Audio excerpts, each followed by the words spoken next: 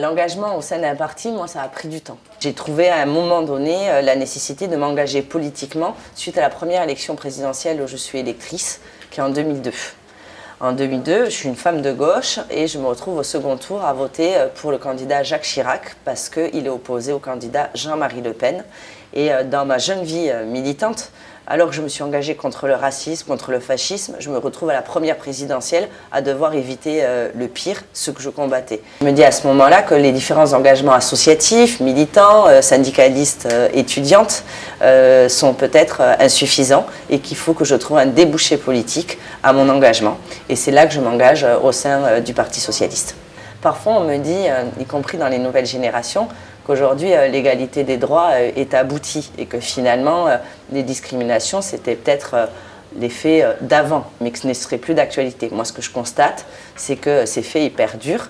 Il y a la statistique du nombre de femmes élues qui est extrêmement faible, mais c'est aussi des discriminations qui existent dans notre société à l'égard des petites filles comme des petits garçons auxquels on assigne des rôles, de jouer à la poupée ou de jouer à des jeux de construction, qui n'occupent pas les cours d'école de la même manière.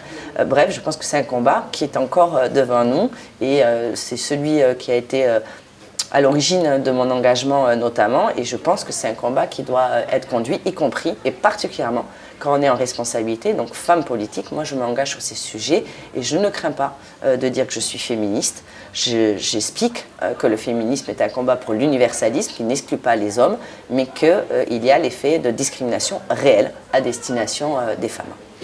On est face à un certain nombre de stéréotypes, de comportements sexistes encore importants.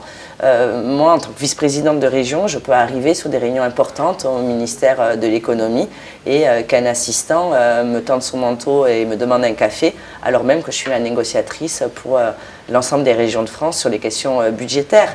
On voit que c'est des réflexes qui dominent, qui demeurent dans notre société et qui demandent à ce qu'on combatte tous, femmes et hommes, ensemble, contre le sexisme, pour l'égalité réelle. Vous savez qu'il y a eu quelques tags sur les locaux et les permanences de campagne. J'en ai été l'objet aussi.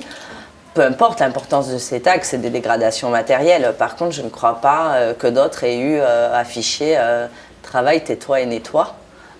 Et je pense que c'est lié, non pas aux idées, aux projets que je peux porter, mais à ma condition de femme. Ce qui serait important pour moi, ce n'est pas d'être la première femme maire de Toulouse, ce serait de ne pas être la dernière et d'affirmer que les femmes puissent accéder à ces responsabilités et les conduire dans l'intérêt général. Et surtout, ma détermination et ma volonté, c'est de pouvoir changer la vie des Toulousains et des Toulousaines. Je fais en sorte toujours d'ailleurs dans mon propos de féminiser, d'avoir un propos inclusif qui intéresse les femmes et les hommes, et de citer les deux genres systématiquement pour n'en exclure aucun.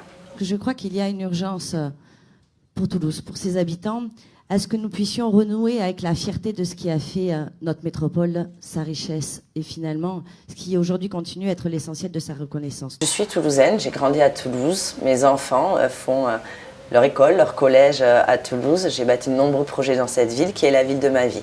Et aujourd'hui, je constate que ma ville, depuis 6 ans, est à l'arrêt, ne porte pas l'ambition que je souhaiterais être celui de la 4e métropole de France, laisse se creuser le fossé entre les Toulousains qui vont bien et les Toulousains qui vont mal.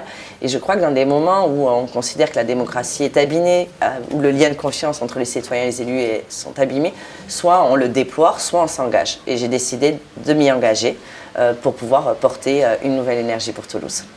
Donner une nouvelle énergie à Toulouse, c'est porter de l'attention à chacun et une ambition pour tous.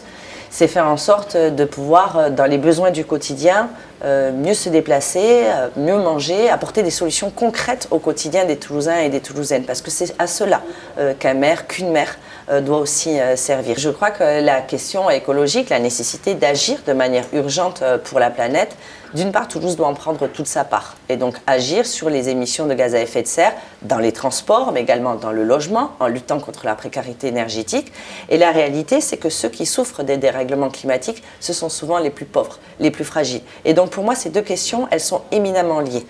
Donc face à un bilan médiocre, voire inexistant du maire sortant qui refuse d'ailleurs le débat, je crois à notre capacité de proposer un autre projet et de donner une nouvelle énergie à Toulouse.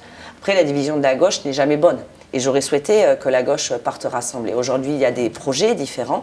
Et je crois que si les Toulousains et Toulousaines veulent une nouvelle énergie pour notre ville, ils ont le choix que de mettre au second tour celles qui seront en capacité de débattre et porter un autre projet que celui du maire sortant.